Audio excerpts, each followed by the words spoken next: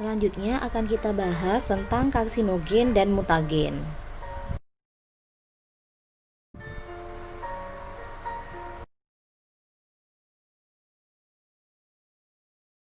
Jadi, mutagen merupakan suatu zat atau senyawa yang dapat menyebabkan mutasi. Mutasi itu adalah perubahan yang terjadi pada materi genetik atau DNA.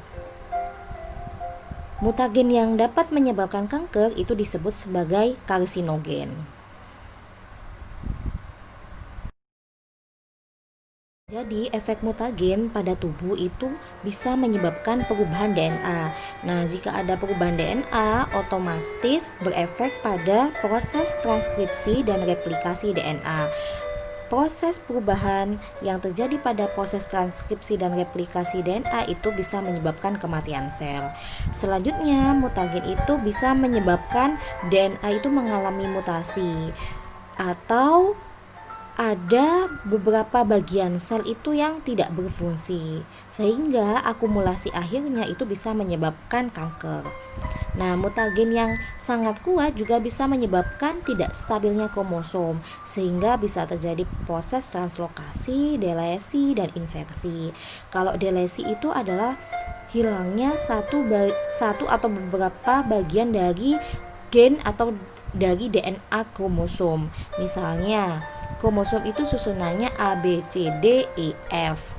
Nah, kalau sel itu mengalami delesi karena adanya mutagen, maka bisa jadi gen B dan C-nya itu hilang, sehingga susunan yang baru menjadi A, D, E, F. Nah, sedangkan yang inversi itu artinya mengalami posisi terbalik. Jadi kalau misalnya urutannya adalah A, B, C, D, E, F, maka yang D, E, F ini bisa saja mengalami inversi karena adanya mutagen, sehingga yang D, E, F itu berubah menjadi F, E, D.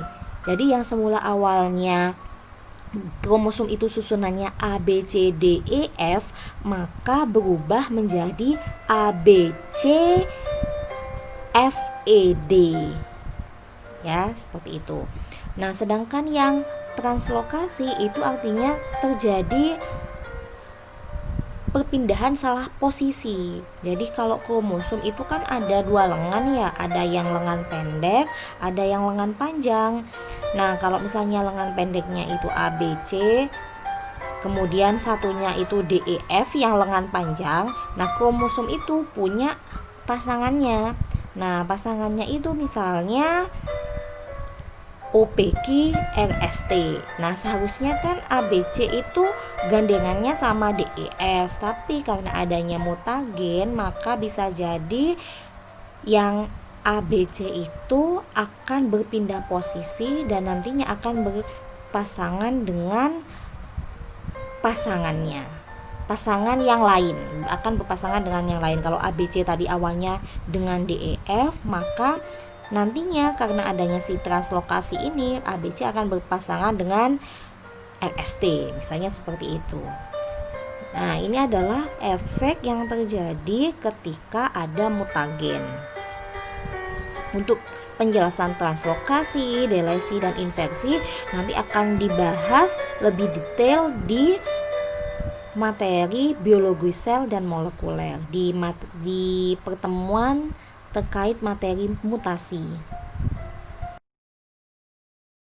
Sedangkan untuk macam-macam mutagen itu dibedakan menjadi 3 macam. Yang pertama itu kimia, yang kedua fisik, yang ketiga biologi. Nah, contoh yang kimia itu adalah bahan-bahan kimia yang dapat mengganggu replikasi DNA sehingga mengubah struktur basa DNA. Contoh yang fisik adalah sinar UV dengan panjang gelombang 260 nanometer, kemudian ada sinar X dan sinar gamma. Sedangkan biologi yang biologi ini contohnya adalah virus dan bakteri. Jadi adanya infeksi virus dan bakteri itu merupakan salah satu contoh dari mutagen. Ini adalah contoh dari bahan kimiawi yang bersifat mutagen, yaitu 5-bromo-urasil. Nah, zat 5-bromo-urasil ini merupakan zat kimiawi yang dapat berikatan dengan adenin. Adenin itu merupakan basa nitrogen yang ada pada asam nukleat ya. Adenin ini memiliki pasangan ya. Adenin itu pasangannya adalah timin kalau pada DNA. Nah, ketika si zat kimiawi 5 bromo urasil ini berikatan dengan adenin, maka otomatis adenin ini akan kehilangan kemampuan untuk berikatan kembali dengan timin. Jadi tidak ada tempat lagi untuk berikatan dengan pasangan basa yang seharusnya. Oleh sebab itulah kenapa zat kimiawi ini merupakan zat mutagen yang bekerjanya itu dengan cara sebagai analog basa ya. Jadi pasangan basanya, pengganti dari pasangan basanya. Ketika basa nitrogen itu berpasangan dengan zat 5 bromo urasil, berarti dia tidak berpasangan dengan pasangan yang seharusnya, maka otomatis proses sintesis protein nantinya akan terganggu. Kalau proses sintesis protein terganggu, otomatis proses metabolisme sel juga akan terganggu. Zat kimiawi kedua, cara kerjanya berfungsi sebagai mutagen adalah dengan cara bereaksi dengan DNA. Jadi zat kimiawi ini langsung berinteraksi dengan DNA sehingga DNA itu menyebabkan mutasi. Contohnya apa? Jadi di sini ada asam nitrit sama etil nitrosurea. Zat kimiawi selanjutnya yang dapat berfungsi sebagai agen mutagen adalah etidium bromid. Jadi etidium bromid ini fungsinya sebagai agen intercalating. Maksudnya adalah zat kimia ini dapat menyisip di antara basa DNA. Nah, basa DNA itu selalu berpasangan, yaitu purin akan selalu berpasangan dengan pirimidin. Nah, si etidium bromid ini nantinya itu akan menyisip di antara pasangan basa purin dan pirimidin ini. Nah, kalau ada zat yang menyisip di antara dua pasangan ini, otomatis kan susunannya sudah terganggu. Nah, kalau susunannya sudah terganggu, otomatis bisa terjadi proses yang namanya mutasi. Nah, ketika mutasi terjadi, otomatis proses transkripsi dan replikasi juga akan terganggu. Untuk bahan karsinogen yang terakhir dari golongan kimiawi adalah metal ya. Jadi seperti arsen, kromium, besi, nikel, kadmium, kobalt ini merupakan zat-zat yang dapat menghambat ya atau mengganggu replikasi DNA dan bisa menyebabkan salah berpasangan antar basa pada DNA. Jadi ketika antar basa pada DNA salah berpasangan, otomatis proses replikasi, transkripsi, dan translasi pasti juga akan terganggu. Nah, sudah selesai untuk penjelasan terkait dengan mutagen. Sekarang kita bahas terkait karsinogen ya. Nah, pengertian dari karsinogen itu merupakan mutagen yang memiliki atau yang berpotensial untuk menyebabkan kanker atau yang berpotensial untuk meningkatkan insiden kanker pada manusia. Sebenarnya penyebab kanker itu multifaktor ya. Jadi sampai saat ini juga masih belum jelas juga sebenarnya penyebab kanker dari A, misalnya dari pasien A itu adalah penyebabnya ini. Karena apa? Karena penyebab kanker itu multifaktor, jadi bisa berkaitan karena interaksi antara lingkungan, karena agen biologi, agen kimiawi ya, atau agen fisik itu sendiri ya. Jadi multifaktor, bisa karena banyak faktor penyebabnya. Sedangkan pengertian dari karsinogenesis itu adalah proses di mana sel normal bertransformasi menjadi sel kanker yang mengalami pembelahan secara terus-menerus dan tidak terkontrol. Konsep karsinogenesis yang pertama adalah bahwa kanker itu berasal dari sel somatik. Jadi kanker yang bisa membesar atau menyebar kemana-mana itu asal muasalnya adalah dari satu sel somatik. Karena adanya karsinogen, ya, faktor yang mempengaruhi terbentuknya kanker, maka satu sel somatik itu akhirnya terpengaruh, membelah, ya, tidak terkendali dan terus menerus sehingga terbentuklah sel kanker. Nah, yang kedua, kanker itu terjadi karena mutasi somatik, yaitu mutasi yang terjadi pada sel-sel tubuh.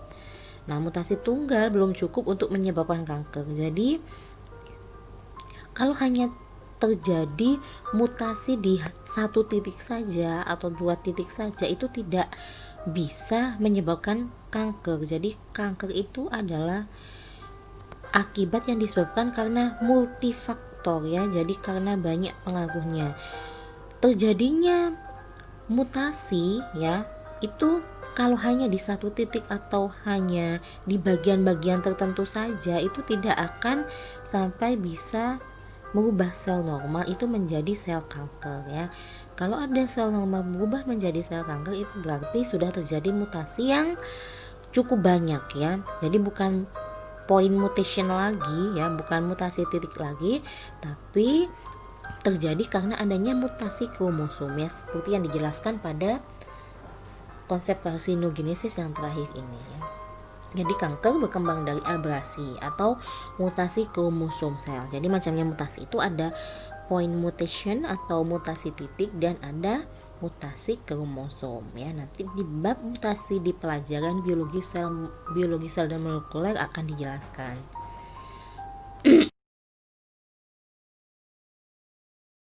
Nah, ini adalah penyebab dari kanker. Yang pertama itu ada yang namanya karsinogen. Jadi suatu pencetus, ya, yang membuat sel itu berubah menjadi sel kanker. Yang pertama ada ya bahan-bahan kimiawi, yang kedua itu ada biologi, contohnya ada virus dan bakteri, dan yang ketiga itu karena fisik, ya, misalnya radiasi. Selanjutnya penyebabnya adalah karena keturunan atau genetik. Yang ketiga adalah kombinasi antara karsinogen ini sama genetik. Nah, yang kombinasi ini adalah yang paling sering terjadi pada penderita kanker. Jadi ada genetik, juga ada bahan karsinogen yang sebagai pencetusnya. Ini adalah beberapa contoh bahan kimia yang berfungsi sebagai karsinogen pada manusia. Nanti ini bisa dibaca sendiri, ya. Sedangkan contoh dari karsinogen yang berasal dari biologi, contohnya itu adalah penyebabnya virus. Jadi virus itu juga dapat berfungsi sebagai pemicu kanker. Contohnya apa? Jadi di sini ada human papilloma virus, merupakan virus yang menyebabkan kanker serviks. Kemudian ada virus hepatitis B dan virus hepatitis C. Jadi kedua virus ini menyebabkan kanker pada hati, ya. Hepatocellular carcinoma itu adalah kanker pada hati. Nah, onkogen selain biologi, fisik, radiasi, dan genetik itu juga ada yang berasal dari makanan, ya, atau disebut sebagai nutritional onkogen. Nah, ini adalah komponen-komponen makanan yang dapat menyebabkan kanker. Jadi kalau yang sebelah kiri, ya, ini adalah penyusunnya, ya. Jadi yang bisa menyebabkan kanker itu contohnya adalah yang aflatoksin ini. Sumbernya biasanya didapat dari kapang-kapangan, ya. Jadi racun aflatoksin ini berupa racun yang biasanya dihasilkan oleh kapang. Nah, dia itu berfungsi sebagai pemicu kanker. Kemudian dari hasil bakar-bakaran daging, ya. Jadi daging yang dibakar itu berbahaya karena apa? Karena mengandung ini, ya, heterosiklik amin sama PAHS ini. Nah, kemudian pada gorengan, ya, berbahaya karena mengandung akrilamid. Nah, kalau pada buah dan sayuran itu berbahaya karena bisa saja pada buah dan sayuran itu ada sisa-sisa pestisida yang tidak dicuci dengan bersih dan tidak sengaja termakan. Nah, pestisida ini berfungsi sebagai pemicu kanker atau karsinogen. Nah, kalau pada air itu bisa saja ditemukan yang namanya arsenik ya. Arsenik ini biasanya ditemukan di dalam air pada lingkungan yang tercemar ya. Jadi karena adanya polusi pada air, maka airnya itu mengandung arsenik. Cukup sekian penjelasan saya terkait karsinogen dan mutagen.